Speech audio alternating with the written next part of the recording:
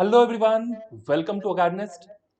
आज हम शुरू करने वाले हैं chapter number 11 class 10th human eye and colourful world. ठीक है, तो ये चैप्टर को पूरी डिटेल में हम पढ़ने वाले हैं। इस चैप्टर के हर एस्पेक्ट को हम डिस्कस करने वाले हैं। बीच में काफी सारे मैंने एनिमेशंस भी डाले हैं ताकि सबको सीखने में बहुत आसानी हो। ठीक है, तो जो लोग चैनल पर नए हैं वो चैनल को सब्सक्राइब कर सकते हैं, और जिनको भी हमारे बाकी चैप्टर्स पढ़ने हैं वो जाकर चैनल में प्लेलिस्ट चेक करना। उसमें मैंने और कौशिक ने बहुत सारी वीडियोस बनाई हैं, तो उन वीडियोस से काफी ज्यादा फायदा जरूर होगा। ऑलराइट, चलो ज्ञान की बातें बहुत हो गई, let us proceed with the chapter. ठीक है, तो हमें फेसबुक और इंस्टाग्राम पे फॉलो कर सकते हो अकेडमिस्ट। कभी कभार मीम वगैरह डाल देते हैं हम लोग, तो शायद अच्छा लगेगा। ऑलराइट, चैनल को सब्सक्राइब करना और नोटिफिकेशन वाला वो बेल आइकन जरूर प्रेस करना ताकि कोई नई वीडियो आए तो पता चल जाए। ठीक है, ऐसा नहीं कि दुनिया ने देख लिया तुम्हें बाद में पता चलेगा। बढ़िया, चलो। तो इस चैप्टर की शुरुआत में करता हूं कुछ अच्छी फोटोज से। ये फोटो देख रहे हो, तो ये फोटो इतनी अच्छी दिख रही है, इसके पीछे रीजन क्या है? ऑब्वियसली नेचर नेचर की फोटो है। क्या कारण है इसके पीछे? इसके पीछे कारण है यहाँ के अलग अलग कलर्स। पहाड़ पर सनलाइट के वजह से कलर कुछ और है वहां पर। नीचे पत्तों का रंग हरा है, उसमें फिर फूल लगे हैं। तो यहाँ पर अलग अलग रंग के कारण क्या हुआ है, ये फोटो ज्यादा अच्छी दिख रही है। ठीक है, इसी को अगर हम ब्लैक एंड व्हाइट में देखें तो शायद उस तरह की फील यहां से ना मिले जो कलर फोटो मिल रही है। ठीक है, तो थोड़ा बहुत क्रेडिट आंख को तो देना ही पड़ेगा, आंख के बिना तो ये सब दिखता ही नहीं। अगली फोटो ये तो और गजब की है। इसमें आसमान बादल सब ब्लूइश जैसा दिख रहा है, नीचे पानी भी है वो भी ब्लू दिख रहा है, बाकी चीजें ग्रीन रेड अलग अलग रंग यहां पर भी दिख रहे हैं। इसी फोटो को दिमाग में एक बार ब्लैक एंड व्हाइट करो और सोचो ये फोटो कैसा दिखेगा अगर ये पूरी तरह से ब्लैक एंड व्हाइट में हो तो। राइट, मतलब कलर्स का हमारी लाइफ में इंपॉर्टेंस है। यहां पर चिड़िया अलग अलग रंग की, इनको भी देखकर लगेगा कि नहीं, इसी फोटो को इसको ब्लैक एंड व्हाइट में देखते तो उस तरह का फील नहीं आता जैसा अभी इस फोटो को देखकर आ रहा है। राइट, मतलब हमारे लाइफ में कलर्स की इंपॉर्टेंस बहुत ज्यादा है। राइट, तो आंख किस तरह से फंक्शन करता है, किस तरह से हम लोग शेप कलर को पहचानते हैं, उन सब के बारे में इस चैप्टर में हम डिस्कस करने वाले हैं। ऑलराइट, तो first part of this chapter will be about human आई। आंख में कैसे क्या पार्ट्स होते हैं, किसका क्या फंक्शन है, उसके बारे में बात करेंगे। ठीक है, उसके बाद अगर किसी का आंख खराब हो जाए, मेरे तरह चश्मा पहनना है, तो चश्मा किस तरीके से लगाया जाता है, कौन सा लेंस किसको रेकमेंड किया जाता है। उसमें बूढ़े लोगों के चश्मे में देखोगे कभी कभी नीचे में गोल सा कुछ बना होता है, वो क्यों बना होता है, उस पर बात करेंगे। ऑलराइट, उसके बाद सेकंड सेगमेंट में आएंगे जिसमें हम एटमॉस्फेयर में अब आसमान नीला क्यों दिख रहा है, सन का कलर सनसेट के टाइम रेड क्यों हो जाता है। तो बहुत सारे फिनोमेना है जिसको हम यहाँ पर डिटेल में डिस्कशन करने वाले हैं। तो इस चैप्टर को एक मूवी की तरह नहीं देखना है कि बैठ के बस स्किप करके देख लिया। पेपर और पेन लेके बैठो, अच्छे से नोट्स बनाओ। ऑलराइट, अकेडमिस्ट ऐप को डाउनलोड कर लेना, वहां पर मैं ये सारा पीपीटी पीडीएफ के फॉर्म में अपलोड कर दूंगा ताकि समझने में तुम्हें आसानी हो। और इस चैप्टर से रिलेटेड असाइनमेंट्स और टेस्ट बहुत जल्दी अकेडमिस्ट ऐप पर आने वाले हैं। ऑलराइट, ओके, तो आगे बढ़ते हैं। तो सबसे पहला जो टॉपिक हम डिस्कस करने वाले हैं वो है ह्यूमन आई। आंख देखने में तो ऐसी लगती है, लेकिन अगर आंख का हम पूरा डायग्राम बनाए, आंखों के अंदर तक का डायग्राम बनाए, तो वो डायग्राम ऐसा दिखने वाला है जो डायग्राम तुमको अभी तुम्हारी स्क्रीन पर दिख रहा है। ऑलराइट, चाहो तो एक बार पॉज करो और अच्छे से देखो कि कौन सा मतलब कौन सा जो पार्ट है उसका नाम क्या है और उसका फंक्शन। मैं सारी चीजें यहां पर बताने वाला हूं। ऑलराइट, तो शुरू करते हैं। सबसे पहले अब आंख के अंदर में तो जाके डॉक्टर बनना नहीं है, शुरू में तो हम देखेंगे कि आंख भाई देखने में कैसा लगता है। आंख में जो ब्लैकिश पोर्शन होता है उसको क्या कहते हैं? कॉर्निया। ठीक है, और जो आंख में ब्लैक के अलावा व्हाइट पोर्शन होता है उसको क्या कहते हैं? कमेंट में बताना। ठीक है, सो ये जो बाहर वाला पार्ट तुम्हें दिख रहा है ना, ये है कॉर्निया। एकदम हौले हौले पढ़ रहे हैं, बहुत जल्दी में चैप्टर भगा नहीं रहा हूं मैं। पूरे डिटेल में पढ़ेंगे, आराम से पढ़ेंगे। ऑलराइट, जहां भी दिक्कत हो वीडियो को पॉज करो, पीछे का थोड़ा पार्ट देखो, फिर आगे बढ़ो। हर पॉइंट पर हमको हर 10 मिनट में चेक करना है कि यहां तक हमको समझ में आया कि नहीं आया। ठीक है, क्लास में टीचर को नहीं बोल सकते ना सर फिर से 10 मिनट में जो बोले वो बोलिए, लेकिन यहाँ पर हमारे पास बेनिफिट है कि वीडियो को हम वापस से प्ले कर सकते हैं, दुनिया वालों को पता भी नहीं चलेगा। बढ़िया, चलो एक मिनट। हाँ, तो यहां पर आंख के जो इंपॉर्टेंट पार्ट्स हैं हम उनकी बात यहां पर करने वाले हैं। तो यहां पर तुम्हें दिख रहा होगा ये जो लेंस जैसा स्ट्रक्चर दिख रहा है, कॉन्वेक्स लेंस, ये हमारी आंखों का लेंस है। This is called eye lens. आंख में भी लेंस होना पड़ेगा ना, तभी तो हमारे हमारे रेटिना पर इमेज बनेगा। रेटिना क्या है, पीछे में स्क्रीन की तरह बिहेव करती है। तो आंख का लेंस क्या करता है, it forms an image on the retina. ठीक है, रेटिना पर इमेज बनता है। अब वो रेटिना क्या करता है, रेटिना उस इमेज को, अब रेटिना के पास तो दिमाग नहीं है, दिमाग तो सर में हमारे, राइट। तो रेटिना क्या करेगा, with the help of optic nerves, retina में बहुत सारे ऑप्टिक नर्व्स होते हैं, उनका काम क्या है, ऐसे ही मतलब वो कम्युनिकेट करते हैं दिमाग, वो दिमाग के एक तरह से आदमी होते हैं। दिमाग ने अपने आदमी खड़े करके रखे होते हैं, अच्छा भाई कोई इंफॉर्मेशन आएगी तो बताना। ठीक है, तो दिमाग के जासूस होते हैं वो लोग। उनको रेटिना से क्या मिला, इंफॉर्मेशन लेकर दिमाग तक पहुंचाना होता है। ठीक है, तो ये काम कौन करता है, ऑप्टिक नर्व। ठीक है, तो तीन चीज पढ़े हम लोग, क्या, आई लेंस, आंख के लेंस का काम क्या है, जो बाहर से लाइट रेज आ रही है आंखों में उसका इमेज वो बनाए रेटिना पर। आंख का लेंस कैसा लेंस होता है, it is a convex lens. आंख का लेंस किस चीज का बना होता है, प्रोटीन्स का बना होता है। ऑलराइट, चलो, तो आई होप ये तीन चीजें सबको अच्छे से क्लियर है, right. Okay, so we have iris, ये दिख रहा है, आइरिस एक बहुत ही इंपॉर्टेंट पोर्शन है आंखों का। तो लोग कहते हैं ना आंखों का कलर ब्लू है, ग्रीन है, ब्राउन है, ब्लैक है, तो ये एक्चुअली आइरिस का कलर होता है। ठीक है, आंख में देखोगे तो ऐसा एक डिस्क टाइप का स्ट्रक्चर तुम्हें दिखेगा ना, तो ये जो स्ट्रक्चर होता है ना, दिस इज आइरिस। और पता है, और इसके बीच में जो गैप होता है, दिस गैप इज कॉल्ड प्यूपिल। जो प्यूपिल को यहां पर दिखाया गया है, प्यूपिल क्या करता है, मतलब आइरिस का काम क्या है, आइरिस का काम है ये कंट्रोल करना कि आंखों में कितना सारा लाइट रे जाएगा। कभी अगर हम घर के बाहर निकलते हैं, बहुत सारा लाइट आंखों में जा रहा है, तो आंखों में तकलीफ होती है ना। तो आंख लाइट के अमाउंट को कंट्रोल करता है by the help of iris. ठीक है, तो अगर हम बाहर जा रहे हैं तो क्या होता है, बाहर में लाइट बहुत ज्यादा है, तो आंख क्या कोशिश करेगा, आंखों की कोशिश ये होगी कि वो कम से कम लाइट ले। उसके लिए क्या होना चाहिए, प्यूपल का साइज छोटा हो जाएगा, प्यूपल का साइज छोटा हो जाएगा, मतलब आइरिस ये ऐसे ऐसे करके एक्सपैंड हो जाएगा। तो उससे क्या होगा, लाइट अंदर में आंखों में कम जाएगा। ठीक है, लेकिन अगर हम एक डार्क रूम में, ऑलरेडी लाइट बहुत कम है, हम चाहेंगे कि यहां पर ज्यादा से ज्यादा लाइट हमारी आंखों में जाए, तभी तो हम थोड़ा बहुत भी देख पाएंगे। तो उस समय क्या होना पड़ेगा, आइरिस को, मतलब आइरिस को कॉन्ट्रैक्ट होना पड़ेगा या फिर प्यूपिल को एक्सपैंड होना पड़ेगा। तो मेनली हम प्यूपिल की बात करते हैं, कम लाइट में प्यूपिल एक्सपैंड्स, लो ज्यादा लाइट में प्यूपिल कॉन्ट्रैक्ट्स। और कभी कभी होता है ना कि अगर हम बाहर गए हैं, अचानक से अंधेरे रूम में आ जाए, मतलब एक दो मिनट तक कुछ दिखता नहीं है ठीक से, या फिर हम अंधेरे रूम में बैठे हैं, किसी ने अचानक से लाइट ऑन कर दिया, अरे आंख लग रही है यार, क्यों ऑन किया, आंख थोड़ी देर के लिए हमारी काम करनी बंद कर देती है, मतलब ठीक से दिखता नहीं है। ऐसा क्यों होता है, क्योंकि उस समय प्यूपिल अपने आप को एडजस्ट कर रहा होता है। प्यूपिल ने बोला भाई अंधेरा है, आराम से पूरा अपने मैक्सिमम साइज पे बैठा हुआ है प्यूपिल, लाइट ऑन किए तो प्यूपिल बोला अरे यार क्यों लाइट ऑन कर दिया तुमने, अब तो मेरे को अब लाइट के अमाउंट को घटाना पड़ेगा ना। तो प्यूपिल फटाक से अपने अमाउंट को, अपने साइज को छोटा करने की कोशिश करता है।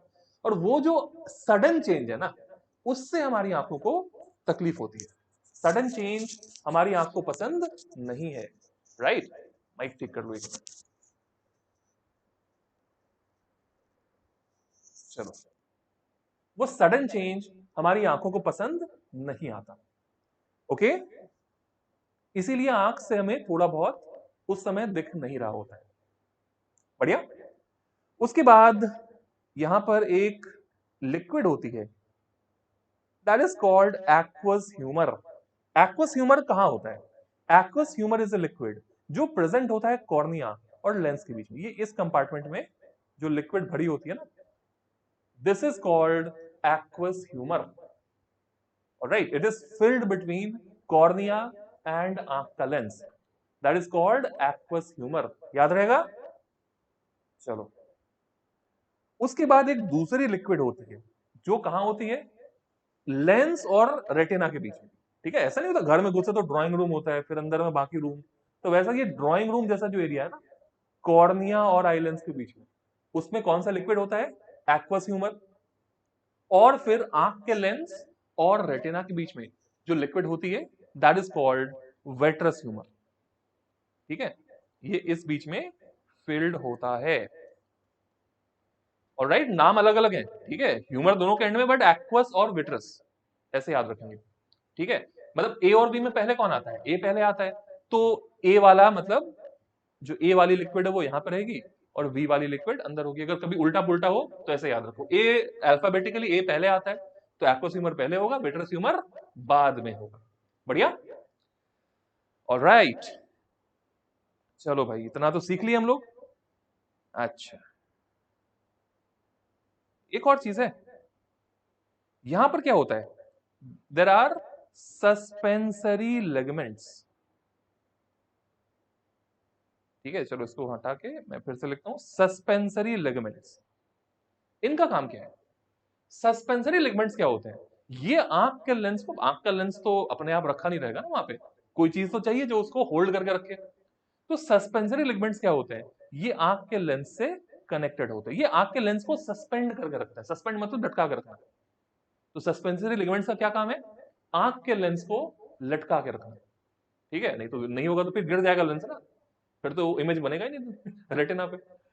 तो आंख का लेंस जो है उसको सस्पेंसरी लिगामेंट्स इस तरह से लटका के रखता है। और ये जो है ना, कहां से लटका होता है? This is connected with ciliary muscles. Ciliary muscles होते हैं, सीलियरी मसल्स मतलब ऊपर नीचे होते हैं, मतलब चारों तरफ से। और उसमें आंख का लेंस, मतलब सीलियरी मसल्स ऐसे चारों तरफ हो गए, बीच में आंखों का लेंस है, तो यहां पर लगे होते हैं सस्पेंसरी। तुम्हें दिखेंगे नहीं सस्पेंसरी लिगामेंट्स, क्योंकि आइरिस वगैरह तो ढक के रखता है ना उसको। तो सस्पेंसरी लिगामेंट्स का काम क्या है? सीलियरी मसल्स को और आई लेंस को कनेक्ट करना, दोनों को आपस में ये कनेक्ट करके रखता है। बढ़िया। चलो, तो सीलियरी मसल्स और सस्पेंसरी लिगामेंट। तो सीलियरी मसल्स यहां पर क्या करते हैं पता है? सीलियरी मसल्स अपने आप को एक्सपैंड और कॉन्ट्रैक्ट कर सकता है। मतलब कैमरा में भी लेंस होता है, ठीक है, लेकिन आंख के लेंस में और कैमरा के लेंस में क्या अंतर होता है? बहुत ही जबरदस्त अंतर है, बोला ना, जो बॉडी है गजब की मशीन है। तो आंखों के लेंस में और कैमरा के लेंस में अंतर यह होता है कि कैमरा के लेंस का जो शीशे का लेंस बन गया ना, वो फ्लेक्सिबल नहीं होता है। एक बार जो लेंस बन गया वो बन गया, उसका फोकल लेंथ फिक्स्ड होता है। लेकिन आंख का जो लेंस होता है ना, वो बहुत ही जबरदस्त होता है। उसके थिकनेस को हम चेंज कर सकते हैं, वो थोड़ा फ्लेक्सिबल जैसा होता है, जेली जैसा नहीं होता है, वो थोड़ा फ्लेक्सिबल जैसा होता है। तो फ्लेक्सिबल होने के कारण क्या होता है? ये जो सीलियरी मसल्स हैं, जब यहां से वो ऐसे प्रेशर अप्लाई करेंगे तो ये लेंस क्या हो जाएगा? थोड़ा थिक हो जाएगा ना। और जब वो ऊपर पुल करेंगे तो लेंस थोड़ा थिन हो जाएगा। ये मैंने आगे एनिमेशन में दिखाया हुआ है, राइट? तो तुमको ज्यादा अच्छे से समझ में आएगा। बढ़िया। तो इधर हमने सारी चीजें देख ली, ऑप्टिक नर्व देख लिया, एक होता है ब्लाइंड स्पॉट, राइट? गाड़ी चलाने में क्या होता है कि जैसे कोई गाड़ी ड्राइव कर रहा है, वहां पे भी एक ब्लाइंड स्पॉट का कॉन्सेप्ट होता है। मान लो कोई गाड़ी ड्राइव कर रहा है, ड्राइवर, ठीक है, तो ड्राइवर के लिए क्या होता है? अलग अलग जगह शीशा लगा होता है, मिरर लगा होता है। तो उसको क्या मतलब, गाड़ी के पीछे भी दिख रहा है, राइट में मिरर है, लेफ्ट में मिरर है, लेकिन उसके बावजूद भी कुछ ऐसे एरिया होते हैं गाड़ी के आसपास जो ड्राइवर को नहीं दिखता। ठीक है, और ये गाड़ी जितनी बड़ी होती जाती है, ये ब्लाइंड स्पॉट उतना ज्यादा बढ़ता जाता है। ये वो ब्लाइंड स्पॉट नहीं है, हम लोग उससे रिलेट कर रहे हैं कि किस तरह से हम उस चीज को सीख सकें। तो जैसे ट्रक का ड्राइवर है ना, तो उसके आसपास का जो ब्लाइंड स्पॉट है वो बहुत ज्यादा बड़ा होता है। उसके आसपास कोई छोटी मोटी गाड़ी अगर कोई बहुत क्लोज चल रही है ट्रक के, तो ऐसा पॉसिबल है कि ट्रक ड्राइवर को वो गाड़ी नहीं दिखे। ठीक है, इसीलिए कभी भी गाड़ी चलाना, एक तो चलाने की उम्र नहीं है तुम लोगों की, चलाना बिल्कुल नहीं। ठीक है, और ऐसे भी अगर मतलब कोई फैमिली मेंबर है, कभी अगर ट्रक के आसपास या किसी बड़ी गाड़ी के आसपास गाड़ी चला रहे हैं, तो उनसे कह दो या तो वो उसके आगे निकल जाए या पीछे रह जाए। बेटर ऑप्शन है कि पीछे रह जाओ। ठीक है, 5 मिनट में कोई बहुत बड़ा प्रॉब्लम नहीं होने वाला लाइफ। तो ब्लाइंड स्पॉट पे क्या होता है, जो चीजें होती हैं हम उनको नहीं देख सकते, राइट। तो अगर हम नहीं देख सकते ब्लाइंड स्पॉट पे चीजों को, तो सेम चीज रेटिना पर भी होता है। रेटिना पर भी क्या होता है, इमेज बाकी जगह बने तो हमको दिखेगा। ठीक है, अलग अलग जगह बने, रेटिना पर कहीं भी, रेटिना एक स्क्रीन की तरह है। जैसे सिनेमा हॉल में देखते हो ना, वो जो स्क्रीन होता है उस पे फोकस जाता है, वहां पे हमें मूवी दिखती है। तो रेटिना भी उसी पर्दे की तरह है, जिस पर लेंस क्या करता है, इमेज बनाता है, राइट। तो इमेज जो रेटिना पर बन रहा है, वो इमेज क्या होगा, वो इमेज अगर ब्लाइंड स्पॉट पर बने तो हमें दिखेगा ही नहीं। रेटिना पे भी एक पॉइंट होता है जिसको कहते हैं ब्लाइंड स्पॉट। ठीक है, वहां पे बन गया तो नहीं दिखेगा, सिंपल। क्यों नहीं दिखेगा, डायग्राम देखो और बताओ। रेटिना पर अगर इमेज बने तो हमको क्यों नहीं दिखेगा, उसके पीछे का कारण है, रेटिना पर क्या होता है, अलग अलग जगह ऑप्टिक नर्व्स होते हैं। लेकिन ब्लाइंड स्पॉट पर क्या होता है ना, यहां से सारे ऑप्टिक नर्व्स बाहर निकल रहे होते हैं, दिमाग तक जा रहे होते हैं, दिस गोज टू ब्रेन। तो ऑप्टिक नर्व जो होते हैं ना, वो यहां पर प्रेजेंट ही नहीं होते। उस कारण से क्या होता है, दिमाग बोलेगा भाई हमको तो पता ही नहीं चल रहा वहां पे क्या है। ठीक है, तो ब्लाइंड स्पॉट ढूंढने का तरीका होता है, आंख बंद करके थोड़ा सा आंख को साइड से प्रेस करोगे तो साइड में एक ब्लैक कलर का एक सर्कल सा दिखेगा तुमको, तो ब्लाइंड स्पॉट वही होता है। एनीवे, उतना आंख पे प्रेशर डालना नहीं है। ठीक है, तो ये है बेसिक स्ट्रक्चर आंख का, बोर्ड में पक्का पूछ सकता है। तो आंख के स्ट्रक्चर को अच्छे से प्रैक्टिस करना, वीडियो पॉज करके सारे जितने हम मतलब पार्ट्स की हमने बात की यहाँ पर, सबका नाम लिख के सबके फंक्शन को अपनी भाषा में लिखना, कोई दिक्कत नहीं है, जिससे तुम्हें याद रहे और अच्छे से समझ में आए। ठीक है, तो आगे से डेफिनेशन रट के जाना नहीं पड़ेगा। बढ़िया, चलो। तो हाँ, और एक चीज मैं बता दूं, बाहर कोई ऑब्जेक्ट है अगर इस तरह से है ना, रेटिना पर इस ऑब्जेक्ट का जो इमेज बनता है ना, ये बहुत ही इंटरेस्टिंग है। रेटिना पर जो इमेज बनता है, that image is always inverted. क्या होता है, ऑब्जेक्ट जैसा भी हो, इसका इमेज जब रेटिना से बनेगा, तो 1 मिनट में इससे बनाता हूं।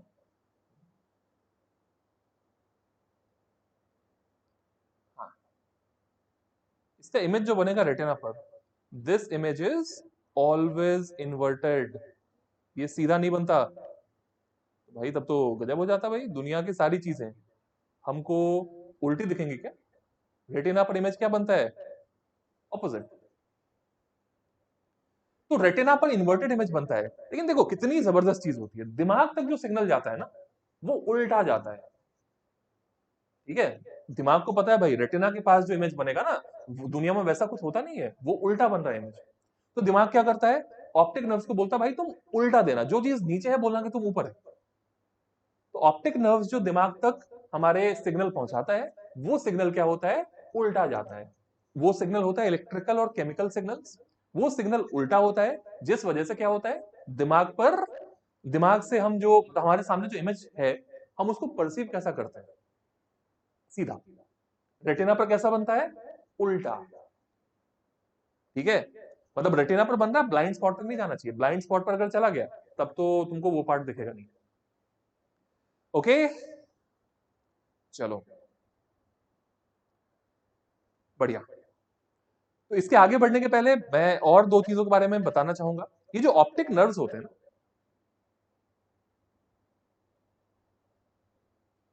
ये ऑप्टिक नर्व्स दो टाइप्स के होते हैं, एक होते हैं रॉड्स और दूसरे होते हैं कोन्स। ऑप्टिक नर्व का दो टाइप क्या क्या हो गया, रॉड और कोन। रॉड का काम क्या है, मतलब जैसे तुम कोई डायग्राम बनाते हो तो क्या करते हो, पहले इसको मतलब पेंसिल से ड्रॉ किए, उसके बाद हम इसमें कलर फिल करते हैं, राइट। जो भी कलर हो, अलग अलग कलर यहाँ पे हम फिल कर सकते हैं। ब्लैक और रेड में तो पता नहीं क्या होगा, हाँ। तो अलग अलग कलर हम फिल करते हैं। तो आंख अगर किसी चीज को, मान लो कोई पेड़ को देख रहे हैं, पेड़ दूर है, तो हमको दो चीजें दिखाई देती है। एक तो पेड़ का शेप दिखाई देता है, किस शेप का पेड़ है, उसका आकार क्या है, और दूसरा उस पेड़ का कलर क्या है। पेड़ का पत्ता हरा है, उसका स्टेम जो है मान लो ग्रेइश ब्लैक टाइप का है, ठीक है। तो उस ऑब्जेक्ट का शेप क्या है और कलर क्या है, ये दो चीजों से हमको उस ऑब्जेक्ट के बारे में पूरी इंफॉर्मेशन मिलती है, ठीक है। और आंख को पता कैसे चलता है क्या आगे है क्या पीछे, ये होता है डेप्थ परसेप्शन। मतलब हमारे दोनों आंखों के कारण जो है क्या होता है, यहाँ पर अब कुछ चीज आगे है, कुछ चीज पीछे है, तो ये डेप्थ का जो परसेप्शन है ना, ये दोनों आंखों के इमेज फॉर्मेशन की वजह से होता है। इस पर मैं बात करूंगा किसी वीडियो में। तो अभी हम लोग एनसीईआरटी पर स्टिक करते हैं। तो यहाँ पर रॉड्स और कोन्स दो तरह के ऑप्टिक नर्व्स होते हैं। रॉड्स में क्या होता है, रॉड्स का काम है शेप बताना, किसी भी चीज का शेप क्या है वो डिसाइड करते हैं रॉड्स। कोन्स का काम क्या है, कोन्स का काम है कलर डिसाइड करना। सी से कोन, सी से कलर, ऐसे याद रखो। रॉड्स का काम क्या है, शेप डिसाइड करना। कोन्स का काम क्या है, कलर डिसाइड करना। रॉड्स जो इसमें होते हैं ना, ये लोग काफी मेहनती होते हैं। मेहनती इन द सेंस, लाइट ज्यादा हो या कम हो, कितना भी कम लाइट हो जाए, रॉड्स काम करते रहते हैं अनलेस पूरा अंधेरा हो जाए। मतलब लाइट को तुम बहुत कम भी कर दोगे ना, तो रॉड्स काफी मेहनती होते हैं। ये लोग बोलेंगे नहीं नहीं भाई कोई दिक्कत नहीं, तुम चिंता मत करो, हम लोग काम पे लगे हुए हैं। कोन्स जो होते हैं ना, ये लोग काफी आलसी होते हैं। थोड़ा सा भी अगर लाइट कम हो, इनकी छुट्टी, बोलेंगे अब हम काम नहीं कर रहे भाई, शाम हो गई खत्म। एग्जाम्पल दें, अगर हम दिन में किसी ऑब्जेक्ट को देख रहे हैं तो हमको उसका शेप भी दिखता है और कलर भी दिखता है। क्योंकि रॉड्स भी काम पे लगे होते हैं, कोन्स भी काम पे लगे होते हैं, राइट। लेकिन जैसे शाम हो गया, तभी क्या होगा, रॉड्स तो बेचारे तभी भी काम पे लगे हुए, मेहनत किए जा रहे हैं। कोन्स छुट्टी लेके घर, उनको वहां पर वो बोले मेरा टाइम खत्म, अब मेरे लिए यहां पर कोई काम नहीं बचा है। कोन्स शाम के टाइम में काम नहीं करते, इसीलिए क्या होगा, शाम के टाइम में हमको किसी चीज का शेप दिखता है लेकिन उसका कलर पता नहीं चलता। शाम में दिखता है ना, पेड़ का शेप तुम्हें दिखेगा लेकिन पेड़ का कलर नहीं दिखेगा। क्यों नहीं दिखेगा, क्योंकि कोन्स काम नहीं करते, ठीक है। तो दिमाग में क्लियर होना चाहिए। क्लियर तभी होगा जब तुम ये चीज किसी और को पढ़ा सको। ये कॉन्सेप्ट में क्लैरिटी का टेस्ट होता है, ठीक है। तो इसको सबसे पहले अपने आप को पढ़ाने की कोशिश करना कि क्या ये मुझे समझ में आ रहा है, क्योंकि कॉन्सेप्ट में 1% भी दिक्कत होगी तो तुम खुद को समझा नहीं पाओगे। तो रॉड्स और कोन्स पूरी तरह से आई होप सबको क्लियर है। इसमें और भी चीजें होती हैं। कोन्स में क्या होता है, कोन्स का काम कलर देखना। तो कलर जो तीन प्राइमरी कलर्स होते हैं, आरजीबी, तो तीन तरह के कोन्स होते हैं। तो कुछ लोग क्या होते हैं जो कलर ब्लाइंड होते हैं, उनको क्या होता है, कोई एक पर्टिकुलर कलर दिखाई नहीं, मान लो रेड कलर उनको दिखेगा ही नहीं, रेड कलर उनको रेड और ग्रे सेम लगेगा, मतलब वो कलर उनके लिए हो गया ब्लैक एंड व्हाइट, ठीक है। तो किन्हीं, अब ये जेनेटिक रीजन होता है, तो उसमें क्या होता है, कोई एक तरह का जो मतलब कोन है ना, वो गायब होता है, तो वो बंदा हो गया मतलब कलर ब्लाइंड। तो कलर ब्लाइंड से मतलब ठीक है, कलर ब्लाइंड में अलग अलग कलर्स में डिस्टिंग्विश करना मुश्किल हो जाता है। कलर ब्लाइंडनेस का बहुत सारा टेस्ट भी होता है, ऑनलाइन भी होता है। किसी आंख के डॉक्टर के पास जाओगे तो वो भी करते हैं कलर ब्लाइंडनेस का टेस्ट। कलर ब्लाइंडनेस का टेस्ट बहुत ही इंपॉर्टेंट होता है, स्पेशली ड्राइविंग लाइसेंस के टाइम में। ड्राइविंग लाइसेंस के टाइम में अगर कोई ड्राइवर कलर ब्लाइंड है, उसको रेड और ग्रीन का पता ही नहीं चल रहा है कि कब रेड लाइट हो गई कब ग्रीन लाइट हो गई, तब तो एक्सीडेंट हो सकता है। तो ड्राइविंग लाइसेंस बनाने के टाइम पे कलर ब्लाइंडनेस का टेस्ट जरूर होता है। ऑलराइट, नहीं भी हो सकता है, भारत है, सब जुगाड़ होते हैं, लेकिन हो सकता है, होना भी चाहिए। बढ़िया, चलो। तो आंख का सारे सारे पार्ट का हमने पीएचडी कर लिया है, ठीक है। सबको अच्छे से यहां तक अगर तुमने सीखा है तो मैं रेकमेंड करता हूं वीडियो को पीछे ले जाकर एक बार जल्दी जल्दी फॉरवर्ड करके देख लेना कि यहां तक सारे पार्ट्स का फंक्शन तुमको समझ में आया या नहीं आया? ऑलराइट, चलो आगे बढ़ते हैं। चाहो तो स्क्रीनशॉट ले सकते हो इसका, क्योंकि ये जो मैंने लिखा है वो तो मिट जाएगा ना, तो मतलब जैसे स्लाइड खत्म हो तो स्क्रीनशॉट ले सकते हो। ओके, चलो तो हम लोग बढ़ते हैं आगे। ह्यूमन आई तो बहुत हो गया। Next, power of accommodation. Power of accommodation, एक बगल में एनिमेशन चल रहा होगा, सबको दिख रहा होगा शायद। पावर ऑफ एकोमोडेशन क्या है? एकोमोडेट करना, मतलब मिला जुलाकर काम चलाना, राइट। आंख का लेंस मैंने बताया था ये फ्लेक्सिबल होता है। जैसे मैं अगर अपने आंख के पास किसी चीज को रख के देखूं, तो मेरे आंख पे 5 मिनट देखने के बाद आंख पर स्ट्रेन आने लग जाता है, लगता है। लेकिन अगर कोई चीज बहुत दूर हो, बहुत दूर में कोई बकरी चल रही है उसको देख रहे हैं, तो दूर में अगर किसी ऑब्जेक्ट को देख रहे हैं तो आंख पर उतना स्ट्रेस नहीं आता। उसका कारण क्या है? उसका कारण है पावर ऑफ एकोमोडेशन। जब हम किसी पास की चीज को देख रहे होते हैं, देखो यहाँ पे मोमबत्ती क्या है, पास में है। पेन कहाँ गया भाई? हाँ। मोमबत्ती यहाँ पास में है, तो आंख के लेंस को क्या करना पड़ रहा है? देखो, इमेज फाइनली रेटिना पर बनना चाहिए। इमेज रेटिना पर नहीं बनेगा तब तो दिमाग बोलेगा भाई मेरे को दिख नहीं रहा है, तुम अपना देख लो। तब ना हमको चीजें धुंधली दिखती हैं, तब भागते हैं डॉक्टर के पास। तो अभी क्या है, ये मोमबत्ती जब आंख के पास में है तो आंख का लेंस देख रहे हो यहाँ पे काफी थिक हो गया है। थिक कैसे हुआ होगा? सिलियरी मसल्स ऊपर से नीचे प्रेस कर दिया, तो थिकनेस बढ़ गया, फोकल लेंथ घट गया। अब देखो, अब फोकल लेंथ फिक्स्ड होता तो ऑब्जेक्ट डिस्टेंस चेंज करोगे तो इमेज का डिस्टेंस भी चेंज होगा ना। इमेज क्यों बनेगा हमेशा रेटिना पे? तो सिलेरी मसल्स का कर्तव्य क्या है? वो हमेशा इमेज को बनाए रेटिना पे। उसके लिए क्या करना होगा? लेंस के फोकल लेंथ को ज्यादा कम करना पड़ेगा। तो अगर ऑब्जेक्ट हमारे आंख के ज्यादा पास है तो क्या होगा? लेंस का थिकनेस थोड़ा बढ़ाना पड़ेगा, आंख पे स्ट्रेन बहुत पड़ेगा। और अगर ऑब्जेक्ट आंख से दूर है तो क्या होगा? लेंस की थिकनेस कम रहेगी और इमेज हमारे रेटिना पे तब जाकर बनेगा। थिकनेस कम है मतलब फोकल लेंथ ज्यादा है। तो आंख का फोकल लेंथ चेंज हो सकता है डिपेंडिंग अपॉन हम कौन से ऑब्जेक्ट को देखने की कोशिश कर रहे हैं। This is called power of accommodation. बढ़िया, यहां पर एनिमेशन में देख सकते हो सभी लोग। पावर ऑफ एकोमोडेशन में क्या होता है? ये सीलियरी मसल्स, यहां पर देखो ध्यान से, ये जो सीलियरी मसल्स हैं, ये सीलियरी मसल्स क्या हो रहे हैं? ये जब कभी कॉन्ट्रैक्ट कर रहे हैं लेंस थिक हो गया, और फिर जब खींच रहे हैं तो लेंस थिन हो गया, राइट। तो हम कहां के ऑब्जेक्ट को देख रहे हैं डिपेंड उस पर करता है कि हमारा सीलियरी मसल कितना लेंस को कॉम्प्रेस करेगा। वो बहुत ही इंटेलिजेंट होते हैं सीलियरी मसल्स। दिमाग बोलता है भाई बस बस बस बस बस, अब क्लियरली दिख रहा है। दिमाग के इंस्ट्रक्शन पे वो काम करता है। ऑलराइट, चलो, आई एम वेरी श्योर कि सबको लग रहा हो कि आंख कितनी जबरदस्त इंस्ट्रूमेंट है। वो तुमको अभी पता चल रहा होगा कि कितनी सारी चीजें एट अ टाइम फंक्शन कर रही होती है। ऑलराइट, और जब हम दूर की चीजों को देख रहे होते हैं तो हम कहते हैं आंख क्या है? वी हैव रिलैक्स्ड आई, आंख पूरी तरह से रिलैक्स करके बैठा हुआ है। और जब हम पास की चीजों को देखते हैं हम कहते हैं कि दैट इज स्ट्रेन्ड आई, आंखों पर स्ट्रेन पड़ रहा है। ओके, बढ़िया। फिर आता है near point and far point.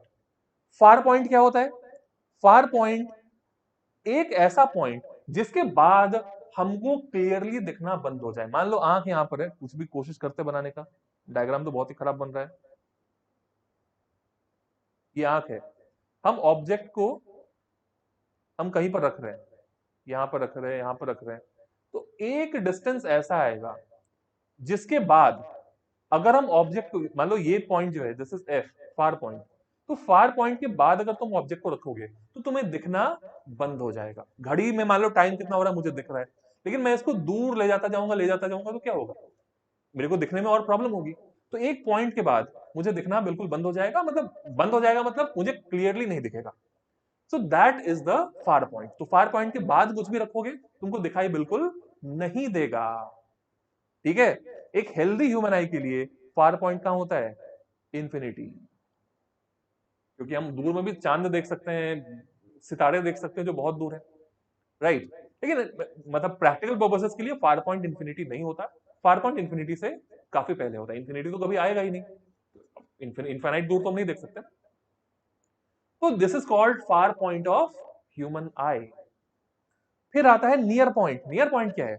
Near point है the minimum distance between eye and object for it to have a clear image on retina. मतलब हम किसी चीज को, बुक को आंख के पास लाते जाएं लाते जाएं लाते जाएं लाते जाएं, तो एक लेवल के बाद हमको क्लियरली दिखना बंद हो जाएगा। एक पर्टिकुलर लेवल के बाद हम नहीं देख सकते। तो इसको हम कहते हैं, उस पॉइंट को हम कहते हैं नियर पॉइंट, या फिर उसका एक और नाम है, क्या नाम है? Least distance of distinct vision. ठीक है। और ये हेल्दी ह्यूमन आई के लिए कितना होता है? लगभग 25 सेंटीमीटर। 25 सेंटीमीटर से ज्यादा पास किसी चीज को लाओगे तो तुम्हें दिखना वो बंद हो जाएगा। ओके, बढ़िया। तो इतनी चीजों को जानने के बाद हम समझ सकते हैं कि आंख जो ऑपरेट करता है उसमें कितनी सारी चीजें एक साथ काम कर रही होती है। ऑलराइट, आई होप सबको अब तक मजा आ रहा है। अगर आ रहा है तो इस वीडियो को अपने दोस्तों के साथ जरूर शेयर करना, और इस वीडियो को लाइक जरूर कर देना, ताकि ये वीडियो ज्यादा से ज्यादा लोगों तक पहुंचे। यूट्यूब का एल्गो ऐसे ही काम करता है, वीडियो को जिस पर लाइक नहीं मिलती वो वीडियो बाकी लोगों को रिकमेंड नहीं होते। और हम लोग पूरी मेहनत कर रहे हैं, और बाकी सीरीज भी लाएंगे हम, जो भी चैप्टर्स बचे हुए हैं। Alright, okay. तो इस चैनल पर 8, 9, 10 से सारे बच्चे आ सकते हैं। सबका कंटेंट धीरे धीरे हम लोग चैनल पर अपलोड करते जाएंगे। ऑलराइट, तो डिफेक्ट्स इन विजन, तो आंखों में अगर परेशानी हो, मुझे भी है, तो ये चश्मा लगाना पड़ा है। तो आंखों में अगर परेशानी हो तो कितने तरह की परेशानी होती है और उनको दूर कैसे करते हैं, उसके बारे में यहां पर बात हो रही है। तो पहला डिफेक्ट क्या है? The first defect in vision जिसके बारे में हम सीखने वाले हैं, दैट इज मायोपिया। MYOPIA।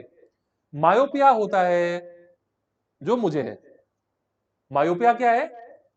एक ऐसा डिफेक्ट जिसमें आंख के आसपास की चीजें तो दिखती हैं, अगर कुछ हम आसपास रखें तो दिखेगा, लेकिन हमें दूर की चीजें नहीं दिखती। इसको कहते हैं नियर साइटेडनेस। क्या बोलते हैं? Near sightedness. पास की चीजें दिखेंगी, दूर की चीजें नहीं दिखेंगी। एक पॉइंट के बाद दूर की चीजें दिखनी बंद हो जाती है। तो एक्चुअली क्या होता है बताऊं? होता यह है कि जो आंख का नियर पॉइंट है ना, वो तो वहीं का वहीं रहता है।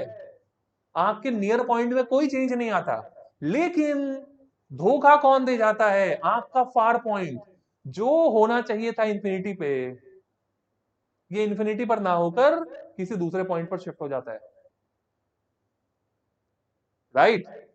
तो यहां पर कोई ऑब्जेक्ट को रखेंगे जो एक नॉर्मल आदमी को दिखेगा, जिसकी आंखें अच्छी हैं, लेकिन जिसकी आंखों में मायोपिया हो चुका है, उसको ये ऑब्जेक्ट ब्लर्ड दिखेगा। Right. So this is a defect in vision called myopia. इसका इसमें होता क्या है? अगर ऑब्जेक्ट काफी दूर रखोगे ना, इमेज रेटिना के आगे बनना शुरू हो जाता है। रेटिना जहां भी है उसके आगे इमेज बननी शुरू हो जाती है। तो रेटिना बोलता है यार मेरे पास तो इमेज ही नहीं बन रहा ठीक से, तो दिमाग को मैं क्या भेजूं? तो दिमाग को वो कुछ ब्लड ब्लड सा सिग्नल भेज देता है। मान लो तुम्हारे दोस्त ने तुमसे कहा कि भाई जाओ क्लास में पढ़ के आना, और जो तुम पढ़ोगे मुझे भी पढ़ा देना। तुमने खुद ही नहीं समझा, तो दोस्त को उल्टा पुल्टा ही पढ़ाओगे ना जाके। तो वैसा ही होता है। मायोपिया में क्या होता है? जो इमेज है वो रेटिना के आगे बन जाती है, दिमाग के पास कोई ढंग से इंफॉर्मेशन पहुंचती ही नहीं। Okay, so that is myopic eye. इसको सही मतलब इसमें रीजन क्या है ये ध्यान देना। इसको एग्जाम में पूछा जा सकता है। इसके दो reason, excessive curvature of eye lens. Eye lens का एक्सेसिव कर्वेचर ये कारण हो जाता है, राइट। या फिर elongation of eyeball. Eyeball का इलोंगेशन यहां पे दिख रहा होगा, तो आई बॉल या इलोंगेट हो जाती है, या फिर आंख का जो लेंस है उसका कर्वेचर थोड़ा ज्यादा हो जाता है। राइट, तो फोकल लेंथ कम हो जाएगा। फोकल लेंथ कम होने से रेटिना तक इमेज नहीं बनता, रेटिना के पहले बन जाता है इमेज। इसको सुधारते कैसे हैं? इसको सुधारते हैं by the help of a diverging lens. कौन सा लेंस यूज करते हैं हम? कॉनकेव, जिसका पावर क्या होता है? नेगेटिव। तो जितने लोगों का नेगेटिव पावर है, नेगेटिव पावर वाले क्या करते हैं? उनको कॉनकेव लेंस लगाया जाता है, क्योंकि उनकी आंखें कैसी हैं? मायोपिक। राइट। और करेक्ट मतलब यहां पर ऑब्जेक्ट है, इन्फिनिटी पर वाला जो ऑब्जेक्ट है वो तो ऐसे नहीं दिखता, लेकिन ये लेंस क्या करेगा, ये लेंस रेज को कर देगा डाइवर्ज, तो इसको लगेगा कि रेज तो यहीं से आ रही है, थोड़ा पहले से, राइट। तो हम आंखों को मूर्ख बनाते हैं, आंखों को कहते हैं नहीं नहीं रे तो पहले से ही आ रहा है, लेकिन हम लेंस लगाकर उस रे के डायरेक्शन को ही चेंज कर देते हैं, ऑलराइट। तो that is how myopia is treated. Negative power मतलब मायोपिया। इसका एक दूसरा भाई भी है, तो बहुत लोग दूर में कुछ देख रहे होते तो ऐसे करके देख रहे होते, उनको दूर का दिखता नहीं है, वो हो गया मायोपिया। और इसका एक दूसरा भाई है, दैट इज हाइपरमेट्रोपिया। हाइपरमेट्रोपिया क्या है, हाइपरमेट्रोपिया है एक ऐसी कंडीशन जिसमें दूर की चीजें तो मस्त दिखती हैं, राइट, पड़ोसी के यहाँ कौन लड़ाई कर रहा है, छत पे कौन है, सब पता चलता है, ठीक है, लेकिन पास की जो चीजें होती है ना वही नहीं दिखती, पास की चीजें हमें नहीं दिखती। किताब पढ़ने के लिए लोग ऐसे ऐसे करके पढ़ते, पता नहीं दिख नहीं रहा है, कितने लोगों को शायद होगा भी, अगर आंखों की थोड़ी भी प्रॉब्लम हो तो तुरंत जाकर डॉक्टर से बात करनी चाहिए। तो हाइपरमेट्रोपिया में क्या होता है, फार पॉइंट वहीं का वहीं रहता है, नियर पॉइंट जो है, जो यहां पर होना चाहिए, ये शिफ्ट हो जाता है दूर। मतलब यहां पर जो ऑब्जेक्ट है जो नॉर्मली दिखना चाहिए वो इस बेचारे को नहीं दिखेगा, राइट। और यहां पर दिक्कत क्या है, इमेज जो है वो रेटिना के पीछे बनता है, मायोपिक आई में रेटिना के आगे इमेज बनता है, हाइपरमेट्रोपिया में रेटिना के पीछे इमेज बनता है, राइट। तो इमेज पीछे बनने से क्या होगा, फिर दिमाग बोलेगा अरे यार पहले तो आगे बना रहे थे इमेज तो समझ में नहीं आ रहा था, अब पीछे बना रहे हो तो भी समझ में नहीं आ रहा है, करूं तो मतलब करना क्या है, कैसे इमेज को हम डिकोड करें, ब्लड सा कुछ दिख रहा है। तो ब्लर तुमको ना दिखे उसके लिए हम लोग यहां पर कौन सा लेंस यूज करते हैं, कन्वर्जिंग लेंस, ठीक है। और यहां पर इसका रीजन क्या है हाइपरमेट्रोपिया का, इसका रीजन है आई लेंस का थोड़ा लंबा हो जाना, राइट, या फिर आई बॉल का छोटा हो जाना, आई बॉल का छोटा हो जाना या फिर लेंस का थोड़ा लंबा हो जाना, ये दो कारण है हाइपरमेट्रोपिक आई के लिए। रीजंस याद रखना, और इसको हम करेक्ट कैसे करते हैं, by using converging lens, right. तो नियर पॉइंट यहां पर क्या हो गया है, दूर शिफ्ट हो गया है, मतलब नियर पॉइंट यहां पर है, तो यहां पर अगर हम किसी ऑब्जेक्ट को रखेंगे तो वो ऑब्जेक्ट नहीं दिखेगा ना आपको, तो ये क्या करता है, ये रेज को थोड़ा सा कन्वर्ज कर देगा ताकि ऐसा लगे कि ये रेज यहां से आ रहा है, आंख को बोलेगा नहीं भाई ये रे तो यहीं से आ रहा है, बट एक्चुअली ऑब्जेक्ट यहां पर है, फिर से आंखों को मूर्ख बना देते हैं, और इस तरीके से हाइपरमेट्रोपिया की ट्रीटमेंट होती है। हाइपरमेट्रोपिया में जो पावर होता है वो कैसा होता है, प्लस। तो कभी भी आंखों के लेंस का पावर दिखे दैट मींस वो आंखें कैसी हैं, हाइपरमेट्रोपिक। तो किसी भी चश्मे वाले को देखना तो पूछना भाई तुम्हारा लेंस क्या है, नेगेटिव है या पॉजिटिव है, तो तुमको पता चल जाएगा कि उसको दूर की चीजें नहीं दिखती या पास की चीजें नहीं दिखती, ऑलराइट। चलो, आई होप सभी लोग अब ज्यादा होशियार बन रहे हैं आंखों के मामले में, ओके। प्रेस बायोपिया तीसरा डिफेक्ट है। प्रेस बायोपिया क्या है, ये हाइपरमेट्रोपिया और मायोपिया का कॉम्बिनेशन है, मतलब ऐसे लोग जिसको पास की चीजें भी ठीक से ना दिखे और दूर की चीजें भी ठीक से ना दिखे, मतलब नियर पॉइंट थोड़ा दूर चला जाए, फार पॉइंट थोड़ा नजदीक आ जाए, उसी बीच के रेंज में कुछ है तो दिखेगा, नहीं तो नहीं दिखेगा। ऐसे केस को हम कहते हैं प्रेस बायोपिया। प्रेस बायोपिया क्या है, ये मायोपिया और हाइपरमेट्रोपिया का कॉम्बिनेशन है जैसा मैंने बताया। और यहां पर क्या होता है, जो पावर ऑफ एकोमोडेशन है वो डिक्रीज हो जाती है, मतलब आंख के लेंस को ना, सीलियरी मसल्स एज के साथ वीक हो जाते हैं, ये नॉर्मली थोड़ा एज बढ़ने पे होता है, सीलियरी मसल्स वीक हो जाते हैं और वो लेंस को ज्यादा कम प्रेस नहीं कर पाते, तो उससे लेंस का थिकनेस अच्छे से चेंज नहीं हो पाता, इसीलिए हमको ऑब्जेक्ट ठीक से दिखाई नहीं देते, ऑलराइट। और आंखों के लेंस की जो फ्लेक्सिबिलिटी है ना वो भी एज के साथ कम हो जाती है। अब लेंस को भी तो फ्लेक्सिबल होना पड़ेगा ना, कि अगर पास का इमेज है तो थिक होना पड़ेगा, दूर का देख रहे हैं तो थिन होना पड़ेगा, वो फ्लेक्सिबिलिटी कम हो जाती है एज के साथ, इसीलिए प्रेस बायोपिया होता है। और इसमें लेंस कैसा यूज करते हैं हम, बायफोकल। बायफोकल मतलब जिसमें दो फोकल लेंथ। ऐसा तुमने कई बार देखा होगा कि चश्मे के नीचे में कई लोगों के इस तरह से बना होता है, ऐसे लेंस होते हैं बाइफोकल, या फिर कुछ इस तरह के भी चश्मे होते हैं, ऐसे चश्मे हैं। इसमें क्या होगा कि नीचे वाला पार्ट थोड़ा अलग है और ऊपर वाला पार्ट थोड़ा और अलग है, तो इसमें क्या होता है, ये जो पार्ट दिख रहा है दिस इज कॉन्वेक्स, और ऊपर वाला जो पार्ट है दिस इज कॉनकेव। हमेशा ऊपर वाला पार्ट होता है कॉनकेव, और नीचे वाला पार्ट होता है कॉन्वेक्स। क्यों? क्योंकि नीचे जो होता है ना, हम जब पढ़ते हैं तो क्या करते हैं, कुछ भी पढ़ रहे हैं तो नीचे देख रहे हैं, तो नीचे देखने में हम चश्मे के लोअर हाफ का यूज करते हैं। तो लोअर हाफ में हमें कौन सा लेंस चाहिए, कॉन्वेक्स, क्योंकि हमको हाइपरमेट्रोपिया को ट्रीट करना है। और ऊपर वाले पार्ट में क्या होता है, कौन सा लेंस चाहिए, ऊपर वाले पार्ट से हम सामने देख रहे होते हैं, तो सामने देखने में हम चश्मे का अपर हाफ यूज करते हैं, नहीं करते? तो चश्मे का अगर हम अपर हाफ यूज करते हैं तो हमें सामने की चीजें अच्छे से दिखाई देती हैं, राइट? तो ऊपर वाला पार्ट कौन सा है, कॉनकेव, नीचे वाला पार्ट कौन सा है, कॉन्वेक्स। तो इस तरीके से प्रेस बायोपिया की ट्रीटमेंट होती है। ऑलराइट,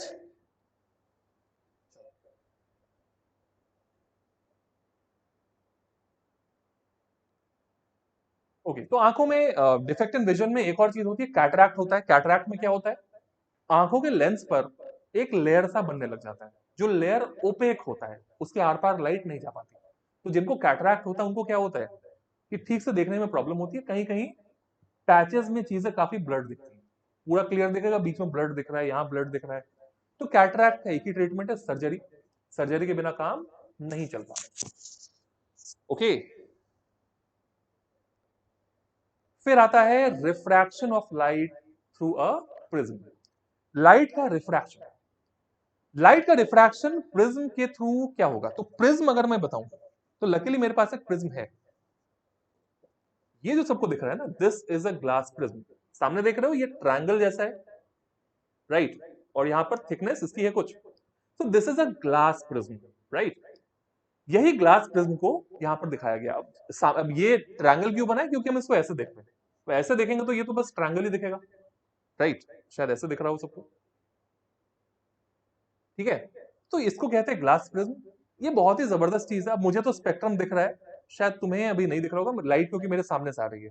इस पे मैं अलग से एक वीडियो बनाऊंगा कि कैसे इससे हम 7 कलर्स को तोड़ सकते हैं, ठीक है? तो चैनल को सब्सक्राइब करना, सब्सक्राइब नहीं करोगे पता नहीं चलेगा, ठीक है? बीच में थोड़ा सब्सक्रिप्शन के लिए बोल देते हैं, सारे यूट्यूबर्स बोलते हैं, हम भी बोल लेते हैं।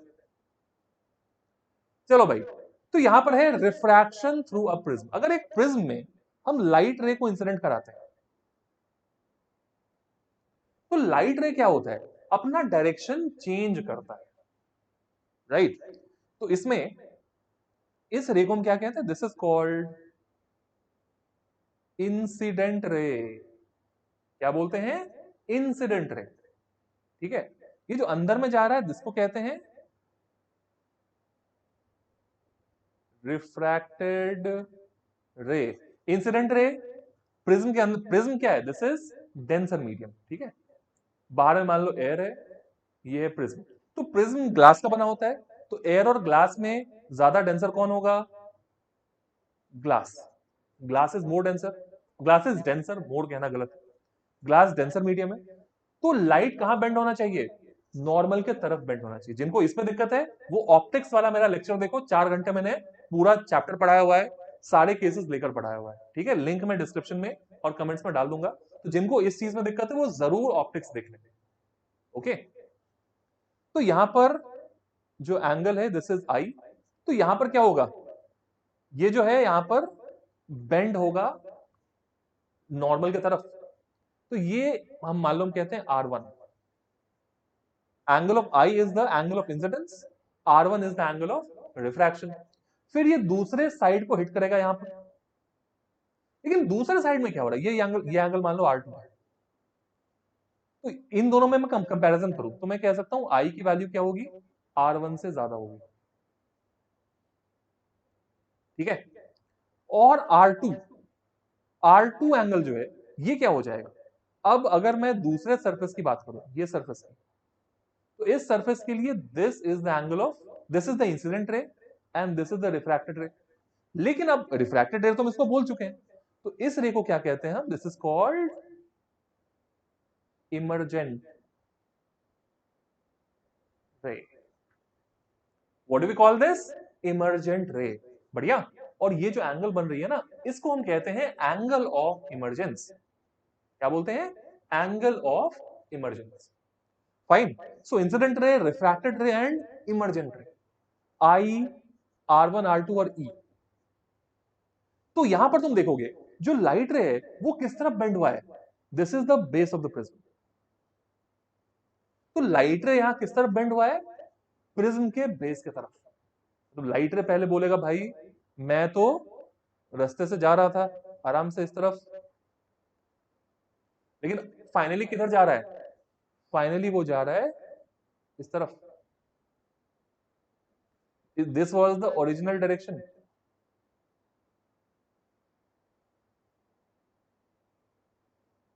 तो ओरिजिनल डायरेक्शन से लाइट रे अगर दूसरे डायरेक्शन में चला जाए तो हम इसको क्या कहते हैं, डेविएशन. डेविएशन क्या हुआ, सोचे तो नहीं आज पढ़ाई करेंगे, पूरा एकदम पढ़ने का पूरा दिन का प्लान बना लिए, लेकिन बीच में बैठ गए रील्स देखने के लिए, तो वो डेविएशन हुआ ना. हमारा जो टारगेट था उससे कहीं दूर चले गए. तो सेम चीज यहां पर हो रही है.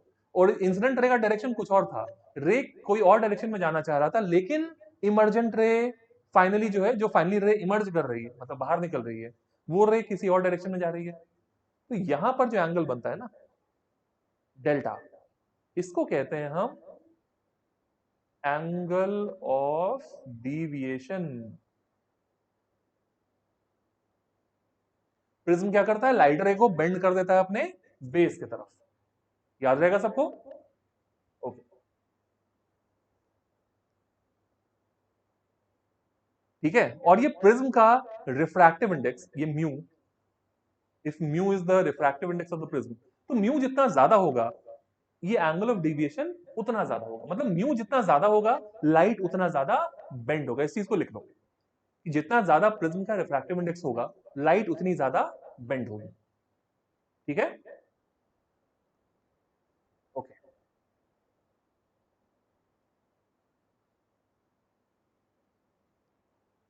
Dispersion of white light by glass prism.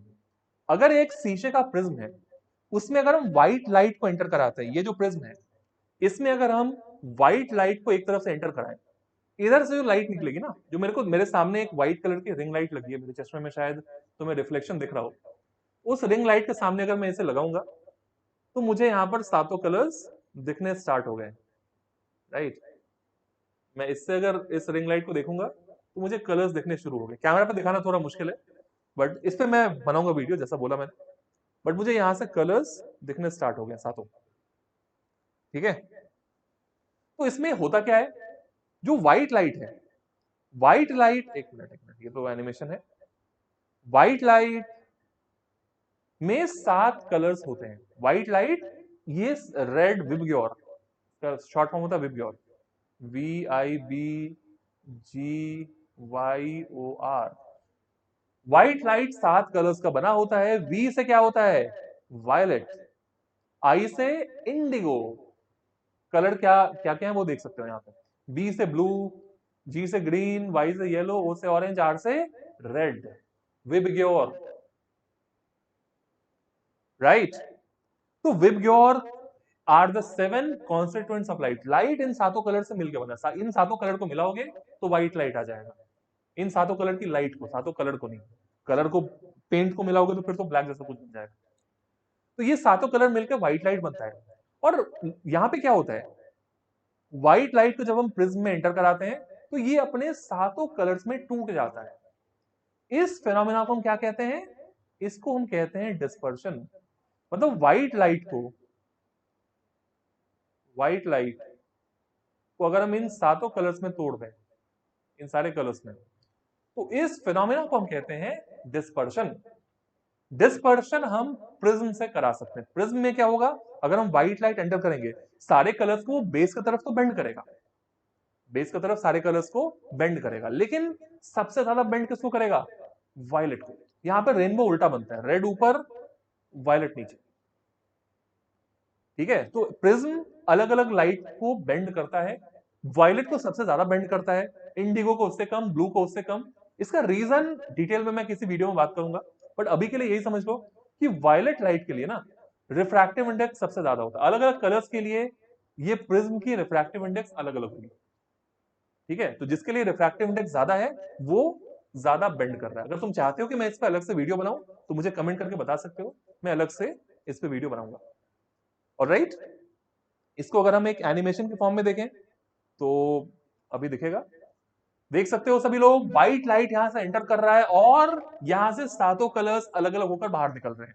सबसे ऊपर जो कलर है वो है रेड, उसके बाद बाकी कलर्स यहां पर अपने आप को अरेंज किए हुए हैं। वायलेट कलर सबसे नीचे है, Indigo, blue, green, yellow, orange और रेड।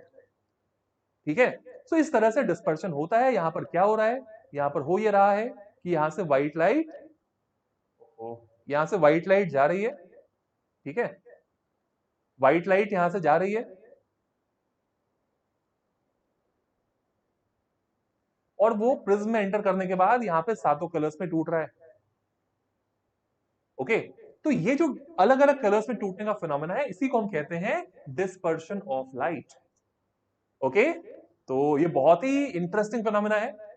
तो डिस्पर्शन के लिए वीडियोस मतलब एनिमेशंस बहुत सारे हैं, but I guess this animation is good enough कि तुम समझ सको कि डिस्पर्शन ऑफ लाइट में क्या होता है। ठीक है, बढ़िया।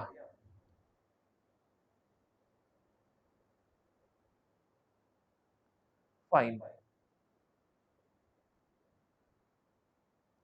फिर आता है रिकॉम्बिनेशन सेटअप। ये दिख रहा है या नहीं दिख रहा है मुझे नहीं पता, एक मिनट, मैं थोड़ा सा इसको डार्क कर देता हूं। रिकॉम्बिनेशन सेटअप में क्या होता है, ये एक प्रिज्म है। ठीक है, एक प्रिज्म को सीधा रखे हैं और एक प्रिज्म को हमने क्या किया है, एक प्रिज्म को हमने कर दिया उल्टा। ये किसने किया था, न्यूटन ने किया था एक्सपेरिमेंट। न्यूटन ने बोला भाई कुछ कुछ कुछ कर रहे हैं, दो प्रिज्म के साथ कुछ कुछ कर रहा था। उसने बोला अगर एक प्रिज्म को मैं सीधा रखूं ऐसा, और इसके सामने मैं सेम ऐसा प्रिज्म को उल्टा करके रख दूं, एक प्रिज्म सीधा और दूसरा प्रिज्म आइडेंटिकल ठीक उल्टा, इसको हम कहते हैं रिकॉम्बिनेशन सेटअप। यहां पर क्या होता है, एक प्रिज्म जिसमें व्हाइट लाइट एंटर कर रहा है, ये कलर को सातों कलर्स में तोड़ेगा, व्हाइट लाइट को सातों कलर्स में तोड़ेगा। लेकिन ये जो उल्टा प्रिज्म है ना, ये उल्टा प्रिज्म इन सारे कलर्स को वापस से जोड़कर यहां से व्हाइट लाइट को बाहर निकालेगा। This is called recombination setup. ठीक है, तो रिकॉम्बिनेशन सेटअप में हमारे पास दो प्रिज्म होते हैं, दोनों आइडेंटिकल होते हैं, एक सीधा होता है दूसरा उल्टा होता है। ओके, चलो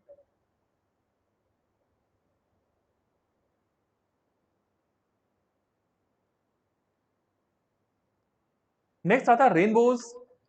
आसमान में रेनबोज तो हमने बहुत बार देखे होंगे, तो रेनबोज बनने के पीछे का कारण क्या होता है, उस पर हम यहां पर बात करने वाले हैं। तो रेनबोज जब भी बनते हैं ना, तो रेनबोज में क्या होता है, रेनबोज में नॉर्मली बारिश के बाद ये बनते हैं। क्यों, क्योंकि बारिश के बाद एटमॉस्फेयर में बहुत सारे छोटे छोटे वाटर के ड्रॉपलेट्स घूम रहे होते हैं यहां वहां। जो बारिश होनी थी वो तो हो गई, लेकिन एटमॉस्फेयर में वाटर कंटेंट थोड़ा सा बढ़ जाता है। उसके बढ़ने से क्या होता है, हवा में छोटे छोटे पानी के ड्रॉपलेट्स बहुत छोटे छोटे यहाँ वहां घूम रहे होते हैं। ठीक है, तो अब अगर मुंह में पानी भर के फू कर देंगे, पानी तो चला गया, लेकिन थोड़ी देर के बाद तक वहां पे क्या होता है, थोड़ा धुंध सा रहता है ना, पानी के छोटे छोटे ड्रॉपलेट्स हवा में घूम रहे होते हैं। तो इसमें क्या हो रहा है, ये काम करते हैं प्रिज्म की तरह। ठीक है, इनमें क्या होता है, सनलाइट जैसे इस पे पड़ेगा, इस रेन ड्रॉप पे, तो सनलाइट यहां पर टकराकर इसका होता है टोटल इंटरनल रिफ्लेक्शन। ये जब वापस निकलते हैं ना, दिस इज डिस्पर्स लाइट। ये जो लाइट वापस आ रहा होता है रेन ड्रॉप से टकरा के, रेन ड्रॉप्स के थ्रू आके, ये होता है डिस्पर्स लाइट। मतलब रेन ड्रॉप्स छोटे छोटे जो होते हैं वो प्रिज्म की तरह काम करते हैं। ठीक है, तो डिस्पर्स लाइट मतलब ये जो लाइट बाहर निकल रही है वो हमें रेनबो के फॉर्म में दिखता है। इसीलिए एक सवाल इसके बाद है, मैं पूछूंगा कि रेन ड्रॉप्स के लिए क्वेश्चन है, क्वेश्चन ये है, why is a rainbow always form opposite to the direction of the sun. Rainbow का डायरेक्शन सूरज के डायरेक्शन के ऑपोजिट क्यों होता है। सूरज अगर इस तरफ हो पीछे, रेनबो तुम्हें उधर दिखेगा, सूरज उधर हो तो रेनबो इधर दिखेगा।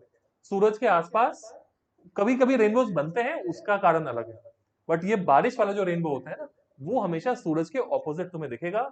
ऐसा क्यों, इस पे हम बात करेंगे। ठीक है, सोच के बताओ, बहुत इजी है। लाइट रे कैसे जा रही है, इसका आंसर यहां मिल जाएगा तुम्हें। सनलाइट आ रही है इधर से, राइट, फिर वापस इधर। तो सोचो, कमेंट में बताना जरूर, ठीक है।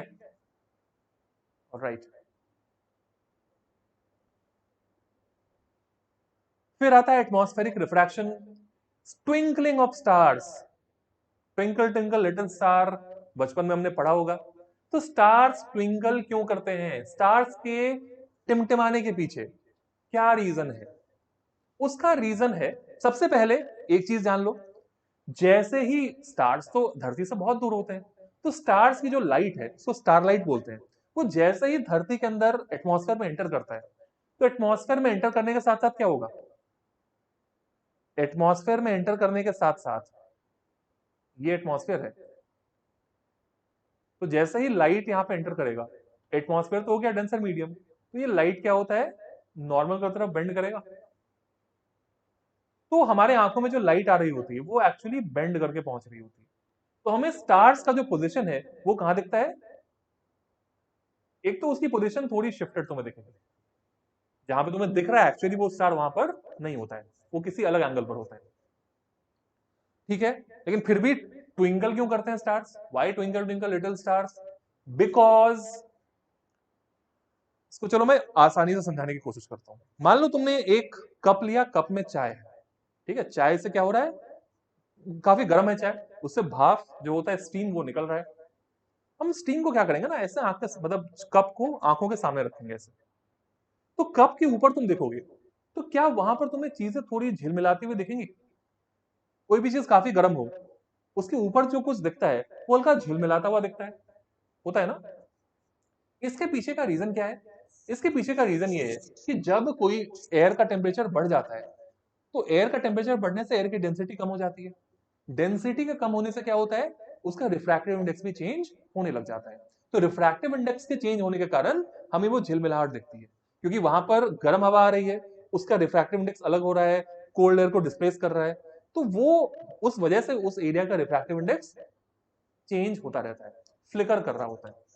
तो स्टार से जो लाइट हम तक पहुंचती है, वो तो कितने सारे मीडियम को क्रॉस करके हम तक पहुंचती है, राइट, काफी दूर होते हैं स्टार्स, कितने सारे मीडियम को उनको क्रॉस करना पड़ेगा। तो मीडियम को क्रॉस करने के कारण क्या होता है कि उस मीडियम का जो रिफ्रैक्टिव इंडेक्स है वो टाइम के साथ काफी चेंज होता रहता है। वो रिफ्रैक्टिव इंडेक्स कांस्टेंट नहीं होता है। क्या यूनिवर्स रेस्ट पे है? नहीं। स्टार की लाइट हम तक पहुंचती है तो बहुत सारे मीडियम्स को क्रॉस करके पहुंचती है, और वो मीडियम कांस्टेंट रिफ्रैक्टिव इंडेक्स वाले नहीं होते, उनका रिफ्रैक्टिव इंडेक्स चेंज होता रहता है। इसीलिए क्या होगा, रिफ्रैक्टिव इंडेक्स थोड़ा सा चेंज हो गया तो तुम्हें स्टार क्या होगा, पेन कहा गया, तो तुम्हें स्टार क्या होगा, जैसे मान लो स्टार यहां पर, तो अगर रिफ्रैक्टिव इंडेक्स मान लो मीडियम का चेंज हो गया तो स्टार तुम्हें थोड़ी देर में यहां दिखने लग जाएगा, फिर चेंज हो गया रिफ्रैक्टिव इंडेक्स, स्टार तुम्हें यहां दिखने लग जाएगा। तो उसकी पोजीशन थोड़ी थोड़ी चेंज होती रहती है। उसी थोड़ी थोड़ी पोजीशन के चेंज के कारण जो है ना, हमें स्टार्स ट्विंकल करते हुए दिखते हैं। ठीक है, अब तो तारे उतने दिखते नहीं है, बट जब भी दिखेंगे तो ध्यान से देखना, तारे थोड़े थोड़े टिमटिमाते होते हैं, क्योंकि उनकी जो पोजीशन है वो थोड़ी बहुत चेंज होती रहती है। समझ आया? ओके, सो अपैरेंट स्टार पोजीशन जो वो चेंज होता रहता है। प्लैनेट्स ट्विंकल नहीं करते, क्यों नहीं करते, क्योंकि प्लैनेट्स का जो डिस्टेंस है ना, वो स्टार्स के कंपैरिजन में काफी कम होता है। प्लैनेट्स का डिस्टेंस काफी कम होता है, तो उनकी लाइट को उतने सारे मीडियम को क्रॉस करके नहीं आना होता है जो स्टार्स के लिए करना होता है। एक मिनट, पानी पी लूं।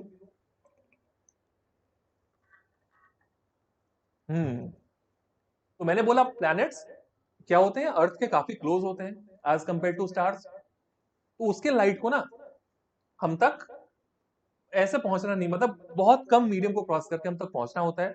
और प्लैनेट्स का जो ओवरऑल साइज होता है ना, जो हमको अर्थ से दिखता है, वो भी थोड़ा बड़ा होता है एज कंपेयर टू स्टार्स, क्योंकि स्टार्स तो कितने मिलियन लाइट ईयर्स भी दूर हो सकते हैं, प्लैनेट तो काफी पास होते हैं, उतने पास नहीं होते बट स्टार्स के कंपैरिजन में काफी पास होते हैं।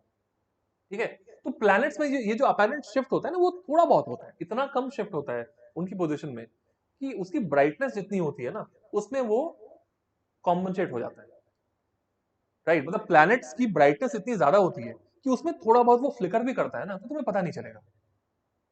लेकिन स्टार की लाइट ऑलरेडी कम होती है, उसमें भी वो फ्लिकर कर रहा होता है। अब कोई भी चीज क्या होगा, 100 से 99 हो रहा है, फिर 100 हो रहा है, 99 100 99 100, तो तुम्हें वो फर्क पता नहीं चलेगा, 1% का अंतर हो रहा है। लेकिन कहीं पर कोई चीज 1 2 1 2 1 2 हो रही है, तो 1 2 1 2 में फर्क ज्यादा होता है। क्यों?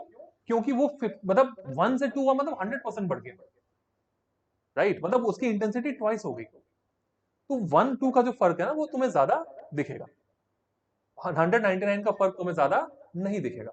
वो चीज है यहाँ पे, ठीक है। राइट,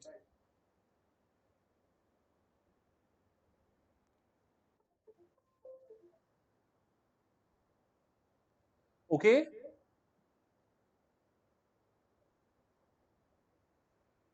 उसके बाद जो नेक्स्ट है, that is advance sunrise and delayed sunset. Sun जो है, सन का मान लो लोकेशन यहाँ पर है, वही रिफ्रैक्शन ही कारण है।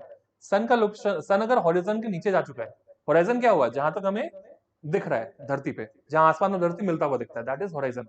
तो सनसेट क्या हुआ, मतलब सन हॉरिजन के नीचे चला गया। लेकिन क्या होता है, हॉरिजन के नीचे भी अगर सन हो, तो हमें क्या लगेगा कि लाइट हम तक थोड़ी सी बेंड होकर पहुंच रही है, तो हमको लगेगा कि सन तो अभी है ही यहाँ पर, बट एक्चुअली सनसेट हो चुका होता है, राइट। तो सनसेट होने के बाद भी हमको सन दिखता है, इसको कहते हैं डिलेड सनसेट। क्यों? क्योंकि लाइट हमारी आंखों तक बेंड होकर पहुंच रहा होता है, और सनराइज हमको पहले दिख जाती है। क्यों दिखती है? सन अभी हॉरिजन के ऊपर गया भी नहीं है, बट एक्चुअली लाइट के रिफ्रैक्शन के कारण हमको लाइट सन यहां दिखेगा। तो हमें रिफ्रैक्शन के कारण क्या दिखता है, सनराइज के थोड़ा पहले सन दिखना शुरू हो जाता है, और सनसेट के बाद तक थोड़ा सन हमें दिखता है। फाइन, तो ये भी एक रिफ्रैक्शन का एक एप्लीकेशन है। फिर आती है scattering of light. Scattering of light क्या है? ये सब चीज, ये सबने देखा होगा कि अगर एक बंद रूम में एक खिड़की से लाइट आती है, तो हमें ये लाइट के रेज रूम में दिख रहे होते हैं, दिखते हैं ना। या अंधेरे रूम में हमें टॉर्च जलाएं, तो हमें लाइट का जो डायरेक्शन है वो पूरा डायरेक्शन दिख रहा होता है। ये फिनोमिना क्या है, इसको कहते हैं हम स्कैटरिंग ऑफ लाइट। अब लाइट तो भैया उधर जा रही है, तुम्हारी आंख तक तो आ नहीं रही है, लेकिन तुमको कैसे दिख रहा है? ये होता है बिकॉज ऑफ मीडियम पार्टिकल्स, इनके बारे में मैं बात करूंगा बाद में। This is because of medium particles. क्योंकि मीडियम में क्या होता है, कोई भी मीडियम हो, उसमें अगर छोटे छोटे पार्टिकल्स होते हैं, तो वो पार्टिकल्स क्या करते हैं, वो स्कैटरिंग करते हैं, राइट। मतलब एयर में क्या है, एयर के मॉलिक्यूल्स हैं जो बहुत छोटे पार्टिकल हैं, डस्ट पार्टिकल्स हैं, और भी बहुत सारी इंप्योरिटीज वगैरह होती हैं एयर में। तो वो रिफ्रैक्शन तो एयर करता ही है जो हमने देखा, लेकिन वो स्कैटरिंग भी करता है। स्कैटरिंग क्यों करता है, यहां पर देखो।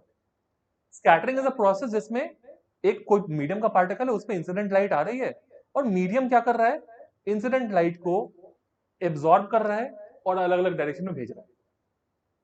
मतलब इंसिडेंट लाइट आई, मीडियम ने, मीडियम के पार्टिकल ने आराम से एब्सॉर्ब कर लिया, फिर उसको कुछ को उधर भेज दिया, कुछ को उधर भेज दिया, थोड़े उधर जाओ, थोड़े उधर जाओ, थोड़े उधर जाओ, होता है ना, वो हो गया स्कैटरिंग। तो यहां पर स्कैटरिंग कौन कर रहा है, यहां पर स्कैटरिंग हो रही है dust particles. Dust particles, air molecules, ये लाइट को स्कैटर कर रहे होते हैं। स्कैटर मतलब लेके अलग अलग डायरेक्शन में भेज दिया, ठीक है। ये है CV Raman, doctor CV Raman. ये इनको नोबेल प्राइज मिला था 1930 में, और इनका पूरा नाम सब जानते होंगे, चंद्रशेखर वेंकट रमन, सीवी रमन। और इनके नाम पर ही इन्होंने एक स्कैटरिंग ऑफ लाइट पे ही काफी कुछ किया था। मैं रमन इफेक्ट पे कभी बात करूंगा। इनके इफेक्ट का नाम इनके नाम पर रखा गया, जिसका नाम है रमन इफेक्ट, राइट। और ये बहुत बड़ा एक डिस्कवरी था जो सीवी रमन ने किया था। और सीवी रमन के पहले जितने लोगों को नोबेल प्राइज मिला था, वो सारे लोग वाइट्स थे। वाइट्स मतलब जो, मतलब ऑब्वियसली स्किन का कलर जिनका व्हाइट था, मतलब जो लोग यूके, यूएस, यूरोप के थे, उनको ही मिला था। Doctor CV Raman was the first non white जिसको नोबेल प्राइज मिला था।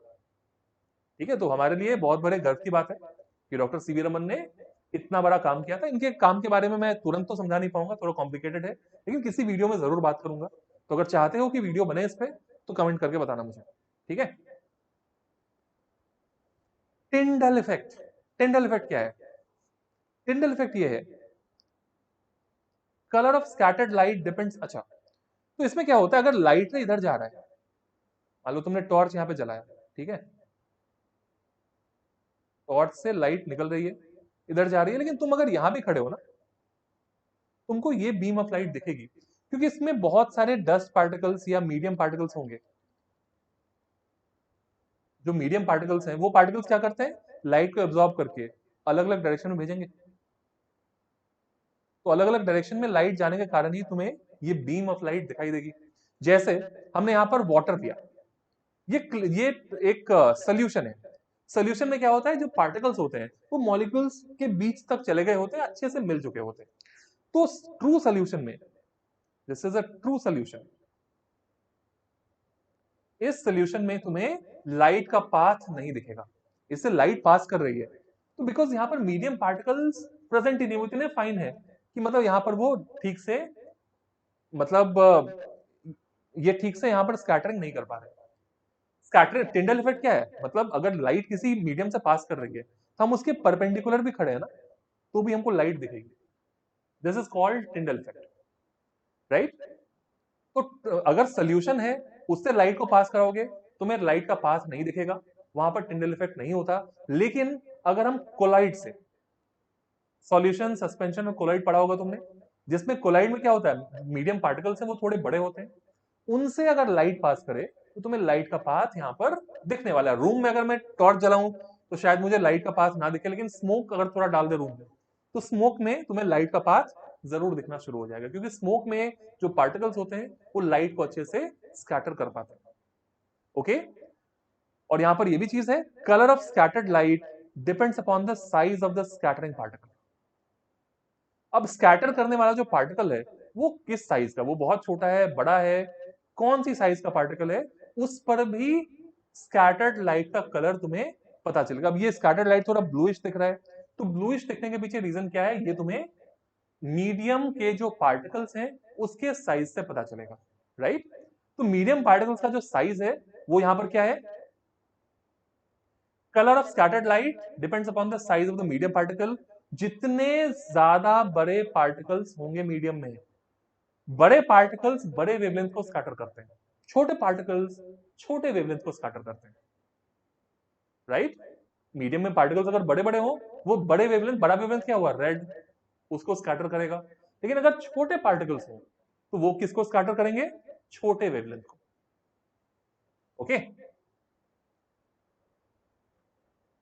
और एक इफेक्ट भी होता है, दैट इज कॉल्ड रेलेक्स इफेक्ट।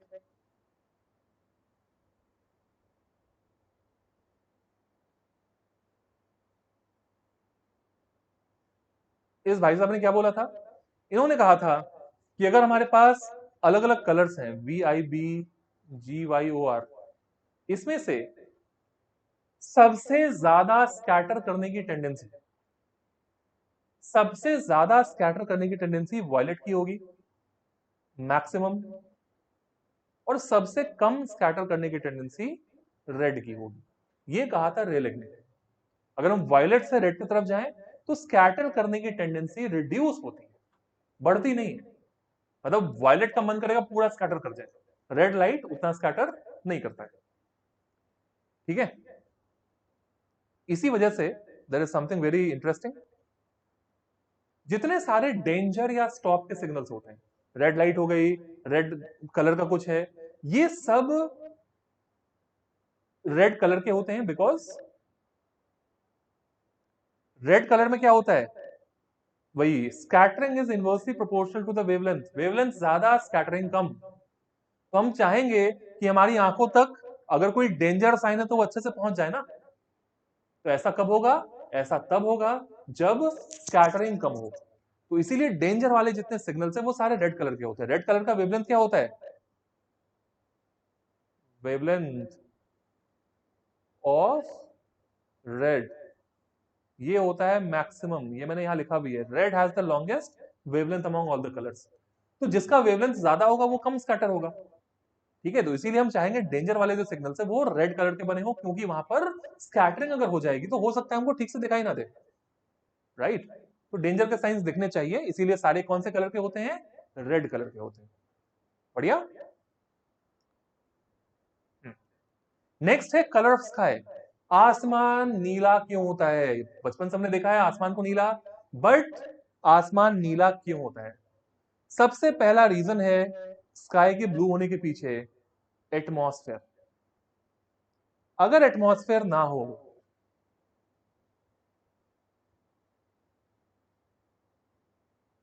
तो आसमान हमें नीला नहीं दिख सकता। अगर मैं मून पे जाकर आसमान को देखूं, चाहे दिन का टाइम क्यों ना हो, आसमान हमें नीला नहीं दिखेगा, वो हमें ब्लैकिश, ब्लैक जैसा दिखेगा।